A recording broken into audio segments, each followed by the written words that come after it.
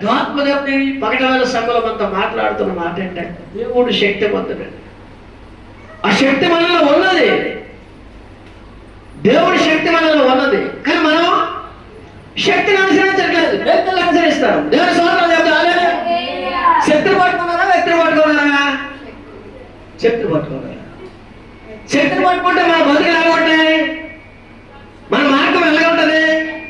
మనం దేవుడిని పెట్టలేమని మనం ఎవరు చెప్పనవసరం. మనం శక్తిని పట్టుకోండి. దేవుడిని పెట్టలేమని మనం ఎవరు చెప్పాల్సిన వాళ్ళే చెప్తారు. ఈ దేవుడు నమ్ముకుంటారు, చాలా జాగ్రత్తగా ఉండాలి. వీళ్ళు దేవుణ్ణి నమ్ముకున్నారు, ఇలా చాలా జాగ్రత్తగా ఉండాలా. దేవుడి స్తోత్రం. అవునా కాదు? వాళ్ళు చెప్తారు మీ గురించి. సర్వ సృష్టికి సువార్త ప్రకటన మహోన్నతుడైన దేవుని కుమారుడైన ప్రభువైన యేసుక్రీస్తు శిశువులు తయారు చేసి భూప్రపంచం మీద వదిలాడు. అటువంటి వారు మనందరికీ ఆరాధనగా ఇచ్చాడు దేవుడు. కానీ మనం చెప్తున్నాం. అపోస్తలుల కార్యం 10వ అధ్యాయం చూడండి. ఈ కుటుంబం ఎలా ఉందో, మన కుటుంబం ఎలా ఉన్నాయి చూడండి. అపోస్తలుల కార్యం 10వ అధ్యాయం చూడండి. ఇటలీ పటాలమనబడిన పటాలములో శతాధిపతులైన కొర్నేలియును ఒక భక్తపరుడొకడు కైసరయలో ఉండెను. అతడు తన ఇంటి వారి అందరితో కూడా దేవుని స్తోత్రం. సారీ వద్దు. తన ఇంటి వారి అందరితో కూడి దేవుని యందు భయభక్తులు గలవాడయుండి ప్రజలకు బహుధర్మము చేయొచ్చు ఎల్లప్పుడూ దేవునికి ప్రార్థన చేయవాడు. దేవుని స్తోత్రం. హల్లెలూయా. దేవునికి మహిమ కలుగును గాక. ఈయనకి ఏదైనా కొలువు ఉందా? మరి ఎప్పుడు ప్రార్థన చేశాడట? ఎల్లప్పుడూ ఉన్నాడండి. ఎల్లప్పుడూ ప్రార్థన చేస్తుండే. ఎవరితో చేసేవాడు? కుటుంబం. నా కొడుకు రాలేదు, నా కోడలు రాలేదు, నా భార్య రాలేదు, నా కుమారుడు రాలేదని చేశారా? ప్రార్థన అందరూ చేశారా? అంతేంటి ఈ భక్తి ఏంటి? మరి ఏం చేశాడు ఈయన? బహు ఉపకార దాన ధర్మములు చేయొచ్చు. బహు అన్నాడంటే అర్థం ఏంటి? రూపాయి 2 రూపాయలు కాదు. దేవుని స్తోత్రం. రూపాయి 2 రూపాయలు దాన ధర్మాలు. బహు ఉపకార దాన ధర్మములు చేయొచ్చు ఎల్లప్పుడూ ఈ కుటుంబం దేవుని సన్నిధిలో ప్రార్థన చేస్తూనే ఉండేవారటండి. ఈయన ఏమైనా మళ్ళా ఖాళీగా ఉన్నాడా? చెప్పండి ఒకసారి. ఈ పని ఏంటి? అబ్బాయి ఇంకేమైనా నిద్ర సుఖమేమైనా ఉందా? మనం దేవుని స్తోత్రం. హల్లెలూయా. మనం ఎన్ని గంటలకు ప్రార్థన చేయాలంటే సరే, మనం ఎలాగా ప్రార్థన చేయలేము.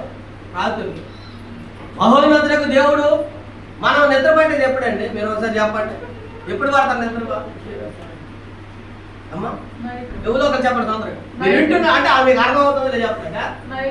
నైట్ పూట పోగలు పడుకోరా?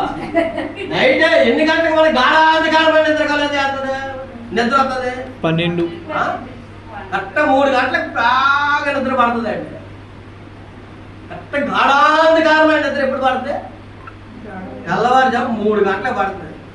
మరి సృష్టికర్తగా దేవుడు కుమారుడు ప్రభువైన యేసుక్రీస్తు ఏ టైంలో లేచేవాడు? మరి 3 గంటలకు మీరు ప్రార్థన చేసిన లేకపోతే చెయ్యత్తా లేకలేదు. మరి మన భక్తులేనా? అమ్మా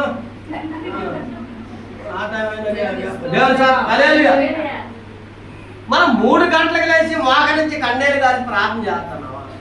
దేవుని స్తోత్రం. మరి మన బతుకులు ఎలా మారుతాయి చెప్పండి. అందరూ నేర్చుకున్నావా? దేవుని స్తోత్రం.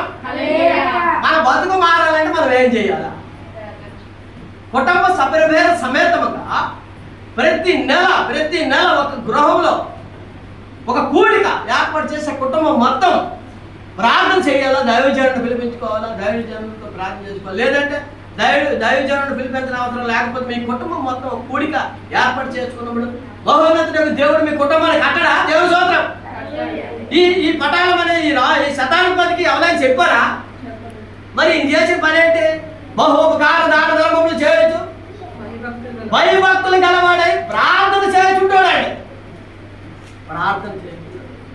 ప్రార్థన స్థితిగతులు మార్చేద్దండి. దేవుని స్తోత్రం. ప్రార్థన స్థితిగతులు మార్చేద్ది. ఎందుకంటే మీరు బైబిల్ చదవరు కనుక ప్రార్థనైనా చేయాలి. ప్రార్థన మనిషికి ఒక క్వాలిఫికేషన్ దేవుడు మహోన్నతులకు దేవుడు ఇస్తాడు. ఉపకార దాన ధర్మాలు చేయడం ఎలాంటో అది మనకు తెలియదు.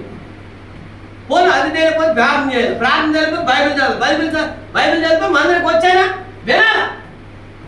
దేవుని స్తోత్రం. మనం రాత్రి 3 గంటలకి వెళ్ళలేకపోతే పగలు 3 గంటలకి రాగలమా? దేవుని స్తోత్రం హల్లెలూయా. 9 గంటల ప్రార్థన అంటే 11, 12 నిన్న నేను ఆశ్చర్యపోయాను. దేవుని స్తోత్రం హల్లెలూయా.